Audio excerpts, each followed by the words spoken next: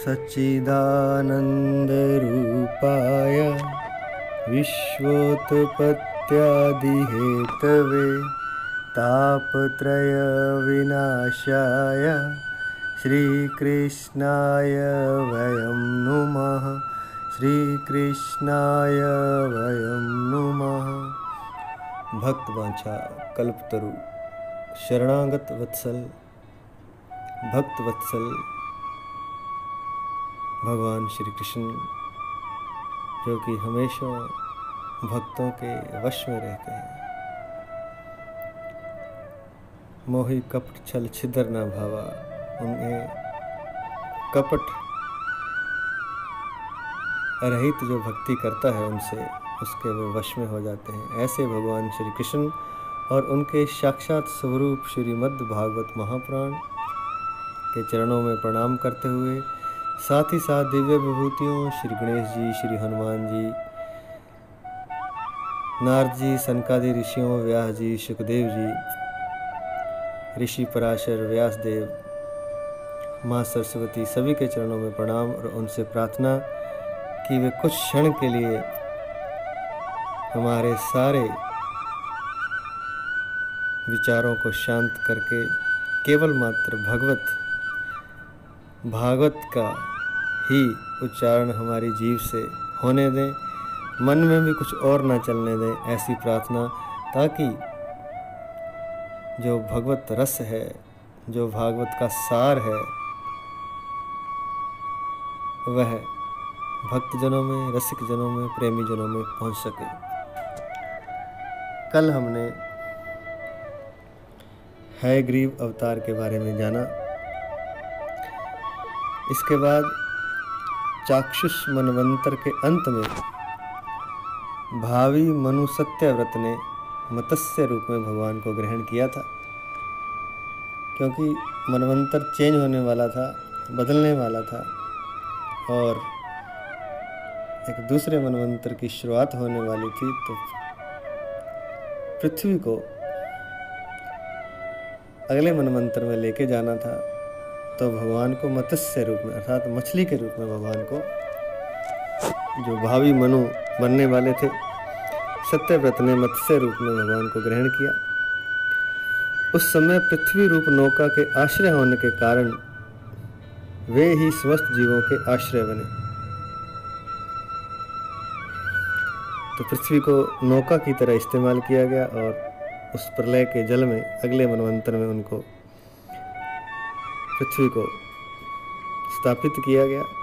लेकिन नौका को खेने के लिए कुछ चाहिए था, तो मछली के रूप में, मत्स्य रूप में भगवान ने अवतार लेकर के पूरी पृथ्वी को और समस्त जीवों को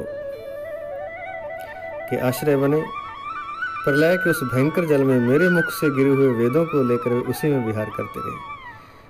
उस समय भयंकर प्रलय की लहरें उठ रही थी, भयंकर जल था। ब्रह्मा जी कहते कि मेरे मुख से गिरे हुए जो वेद थे प्रलय के समय मेरे मुख से गिर गए।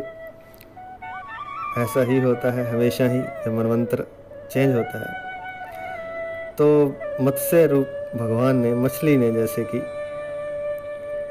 वेदों को अपने मुख में लेकर के उस जल में विहार करते रहे और पृथ्वी को नौका बना करके वे अगले मनवंतर में ले गए। तो यह अवतार भगवान का मत्स्य अवतार कहलाता है, जब उन्होंने वेदों की भी रक्षा की और भावी मनु सत्यव्रत के लिए वे मछली के रूप में बन करके पृथ्वी को चाक्षुष मनवंतर से अगले मनवंतर में ले गए। इसके अलावा जब जब मुख्य देवता और दानव अमृत की प्राप्ति के लिए क्षीर सागर को मथ रहे थे, तब भगवान ने कच्छप के रूप में अर्थात कछुए के रूप में अपनी पीठ पर मंदराचल पर्वत को धारण किया। उस समय पर्वत के घूमने के कारण उसकी रगड़ से उनकी पीठ की खुजलाहट थोड़ी मिट गई, जिससे वे कुछ क्षणों तक सुख की नींद सो सके। देवता और दानव मंदराचल पर्वत को मथनी बना करके और उस मथनी का जो नीचे का सिरा था वह भगवान ने अपनी पीठ पर धारण किया कछुआ बन करके। तो कहते हैं कि इतने बड़े पर्वत की रगड़ से भगवान को मात्र थोड़ी खुजलाहट हुई उनकी पीठ पर, और उस खुजलाहट से थोड़ा सा उनका मन खुजलाहट थोड़ी सी उनकी मिट गई, जिससे वे कि कुछ क्षणों के लिए सुख की नींद सो सके। ऊपर से दानव और देवता मंथन कर रहे थे, नीचे वे उस खुजलाहट के कारण सो गए और कुछ क्षण और सालों साल बीत गए धरती पर, तब उनका मंथन हुआ। इसके अलावा देवताओं का महान भय मिटाने के लिए उन्होंने नरसिंह का रूप धारण किया। तो पहला तो हमने आज जो किया है वो मत्स्य अवतार, दूसरा कच्छप अवतार और तीसरा नरसिंह अवतार। देवताओं का भय मिटाने के लिए उन्होंने नरसिंह अवतार धारण किया। फड़कती हुई भौहों और तीखी दाढ़ों से उनका मुख बड़ा भयावना लगता था। हिरण्यकशिपु उन्हें देखते ही हाथ में गदा लेकर उन पर टूट पड़ा। इस पर भगवान नरसिंह ने दूर से उसे पकड़कर अपनी जांघों पर डाल लिया और उसके छटपटाते रहने पर भी अपने नखों से उसका पेट फाड़ डाला। कहते हैं कि भागवत में यहाँ तो नहीं लिखा, लेकिन कहते हैं कि इसलिए नरसिंह भगवान को अंतरमाली भी कहते हैं, क्योंकि आंतों का उन्होंने माला बना ली थी। हिरण्यकशिपु की आंतों से अपने नाखूनों से उसका पेट फाड़ डाला था और इतने क्रोध में थे वे, साथ में शेर के रूप में थे, नरसिंह रूप में थे, तो उन्होंने हाथों को निकालकर उस भयानक मुद्रा में अपने गले में डाले थे, इसलिए उनको अंतरमाली भी बोलते हैं। अगला अवतार है बड़े भारी सरोवर में महाबली ग्राह ने गजेंद्र का पैर पकड़ लिया था। जब बहुत थककर वह घबरा गया, मगरमच्छ ने गज का पैर पकड़ लिया था। जब वह थककर घबरा गया, तब उसने अपनी सूंड में कमल लेकर भगवान को पुकारा, हे आदि पुरुष, हे समस्त लोकों के स्वामी, हे श्रवण मात्र से कल्याण करने वाले। उसकी पुकार सुनकर अनंत शक्ति भगवान चक्रपाणी गरुड़ की पीठ पर चढ़कर वहां तुरंत आए और अपने चक्कर से उन्होंने ग्राह का, मगरमच्छ का मस्तक उखाड़ डाला। इस प्रकार कृपा परवश भगवान ने अपने शरणागत गजेंद्र की सूंड पकड़कर उस विपत्ति से उसका उद्धार किया। कहने का तात्पर्य क्या है? अगर उन्हें कोई प्रेम से पुकारता है, आंसू भरी पुकार करता है, तो वे तुरंत दौड़े चले जाते हैं। यह केवल सतयुग या किसी अन्य युग की बातें तो हैं ही, द्वापर युग की बातें हैं, सतयुग की हैं, त्रेता की हैं, लेकिन यह कलयुग में भी होता है। हो सकता है वे सामने दिखाई ना दें, लेकिन बहुत बार भक्तों को जब भक्त पुकार करते हैं तो वे उन्हें कष्ट से उबार लेते हैं। चाहे वे माध्यम किसी को भी बनाएं, कैसे भी बनाएं, लेकिन पुकार सुनने पर वे जरूर आते हैं और अपने भक्तों का उद्धार अवश्य करते हैं।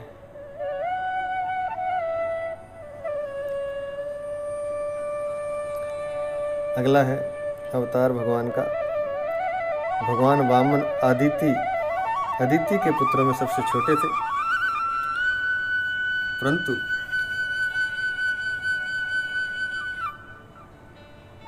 गुणों की दृष्टि से वे सबसे बड़े थे,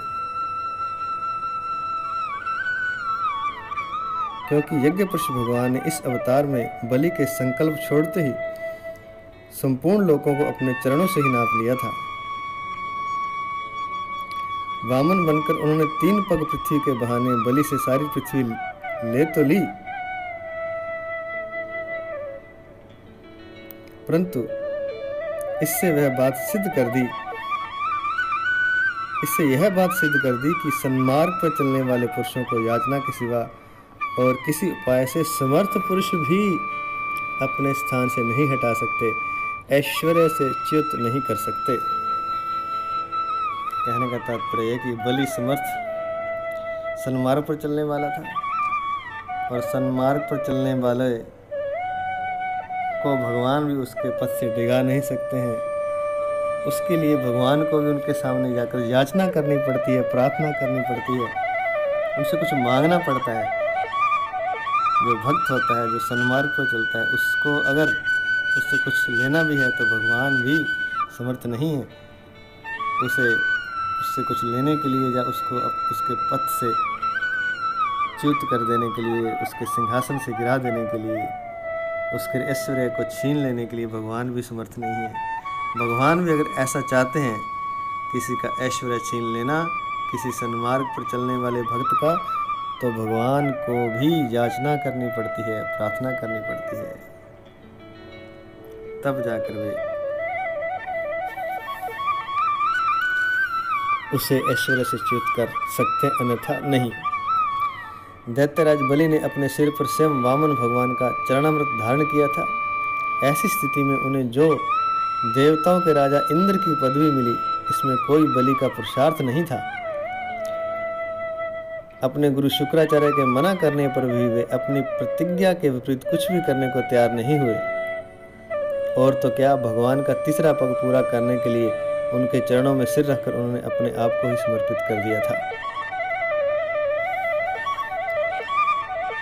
कहने का तात्पर्य है कि भगवान जब प्रसन्न हो जाते हैं, बलि का इसमें कोई पुरुषार्थ नहीं है, इंद्र की पदवी उसको दी गई, भगवान इतने प्रसन्न हो गए, पुरुषार्थ कुछ नहीं, भगवान बलि की भक्ति और शरणागतता देख करके प्रसन्न हो गए। तो शरणागतता इतनी बड़ी चीज है, इसमें पुरुषार्थ कुछ नहीं होता। पुरुषार्थ, बहुत बड़ा पुरुषार्थ भी असफल हो जाता है शरणागत के सामने।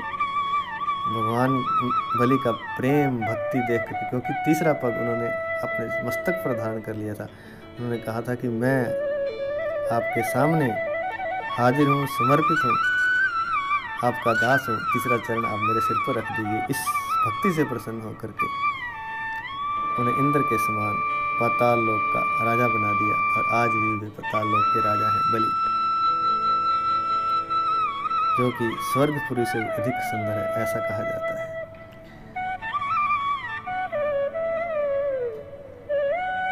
नारद, तुम्हारे अत्यंत प्रेम भाव से परम प्रसन्न होकर हंस के रूप में भगवान ने तुम्हें योग ज्ञान और आत्म तत्व को प्रकाशित करने वाले भगवत धर्म का उपदेश किया। वह केवल भगवान के शरणागत भक्तों को ही सुगमता से प्राप्त होता है। फिर हंस रूप में भगवान ने अवतार लिया और नारद जी को योग ज्ञान और आत्म तत्व का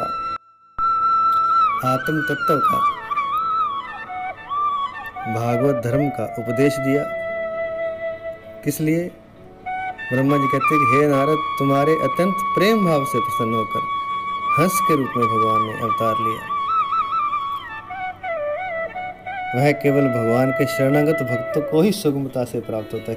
क्या चीज? भागवत धर्म का उपदेश भगवान के शरणागत भक्त को ही प्राप्त होता है। तो नारद जी, ब्रह्मा जी कहते हैं कि वो तुम्हें प्राप्त हुआ भगवान ने हंस के रूप में अवतार लेकर।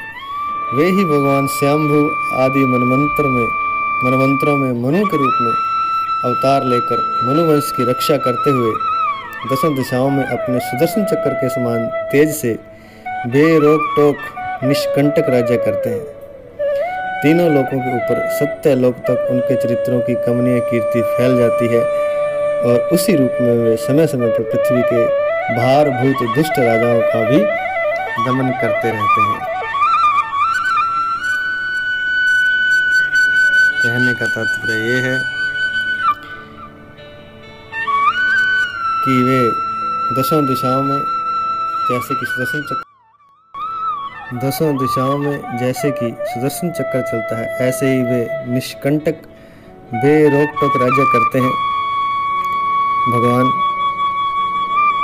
और तीनों लोकों के ऊपर सत्य लोक तक उनके चरित्रों की कीर्ति फैल जाती है, और उसी रूप में वे अपने अवतार के रूप में समय समय पर पृथ्वी के भार को और दुष्ट राजाओं के दमन करने के लिए आते रहते हैं। ऐसा कहने का तात्पर्य है। तो विभिन्न अवतार लेते हैं, इस प्रकार वे विभिन्न अवतार लेते हैं। आज इतना ही। हरि शरणम, हरि शरणम, हरि शरणम।